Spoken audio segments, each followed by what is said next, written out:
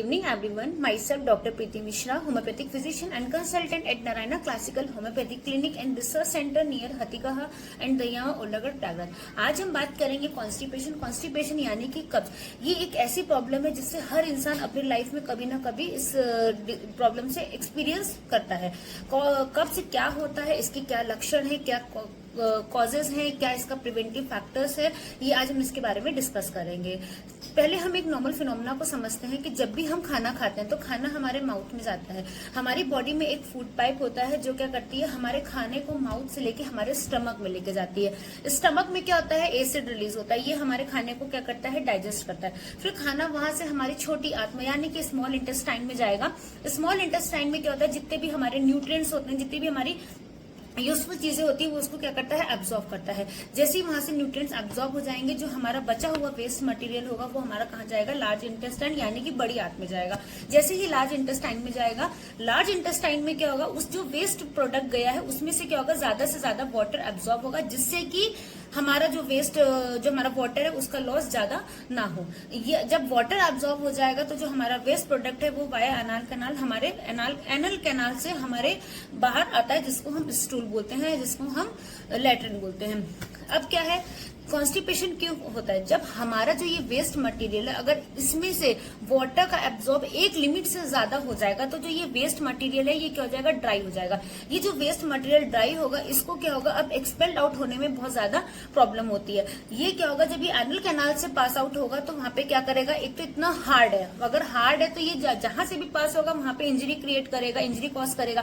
तो जब भी ये एनल कैनाल से पास होगा तो वहां पे एनल कैनाल को इंजर्ड करेगा, वहां पे पेन होगा, पेशेंट को पाइल्स यानी कि बवासीर की प्रॉब्लम हो सकती है, फिशर्स हो सकता है, फिस्टुला बन सकता है अगर हम इसको प्रॉपरली क्योर्ड नहीं करते हैं। तो ये होता है मेनली कारण कि कॉन्स्टिपेशन का मेन कारण क्या है, ज्यादा से ज्यादा अगर वाटर एब्जॉर्ब हो गया तो जो हमारा वेस्ट मटेरियल है वो क्या हो जाएगा, ड्राई हो जाएगा।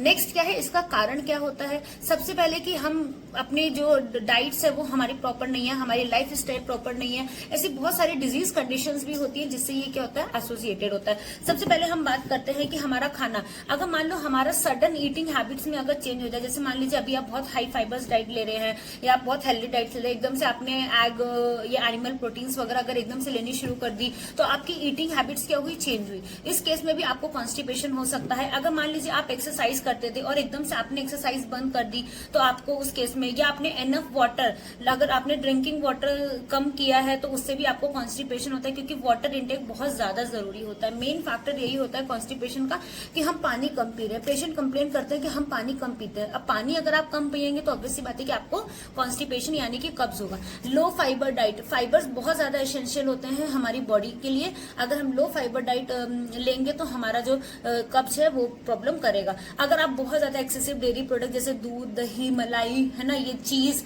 ये सारे प्रोडक्ट्स ले रहे हैं बहुत ज्यादा एक्सेसिव अमाउंट में तो भी आपको कॉन्स्टिपेशन हो सकता है। इनएक्टिव, अगर आपकी लाइफ एकदम सेडेंटरी, आप कोई भी एक्टिविटीज नहीं कर रहे हो, फिजिकल एक्टिविटीज आपकी जीरो है, तो उस केस में भी आपको कॉन्स्टिपेशन हो सकता है। स्ट्रेस है ना, स्लीप वेक साइकिल अगर आपकी डिस्टर्ब है, आप रात में देर से सो रहे हो, सुबह देर से उठ रहे हो, तो ये स्लीप वेक साइकिल भी आपकी अगर डिस्टर्ब है तो उस केस में भी आपको कॉन्स्टिपेशन की प्रॉब्लम हो सकती है। कॉन्स्टिपेशन के क्या क्या लक्षण है और ऐसा हमें अपनी डाइट्स में क्या इंक्लूड करना है, क्या फाइबर्स डाइट लेनी है, क्या फ्रूट्स लेना है जिससे हमारी ये कॉन्स्टिपेशन की प्रॉब्लम सही हो जाए, इसको हम अपनी नेक्स्ट वीडियोस में बताएंगे। Thank you everyone. And one most important thing कि अगर आपको कोई भी हेल्थ रिलेटेड कोई भी इश्यूज होते हैं तो आप Narayana classical homeopathic clinic, research centre, Hatigaha and Dahiyawa, Olagarh, Prayagraj में कॉन्टेक्ट कर सकते हैं। Doctor R K. Mishra and doctor Preeti Mishra. मैं नीचे मोबाइल नंबर मेंशन कर दे रही हूँ। इन दोनों मोबाइल नंबर में से आप किसी पे भी कांटेक्ट कर सकते हैं। 8318799400।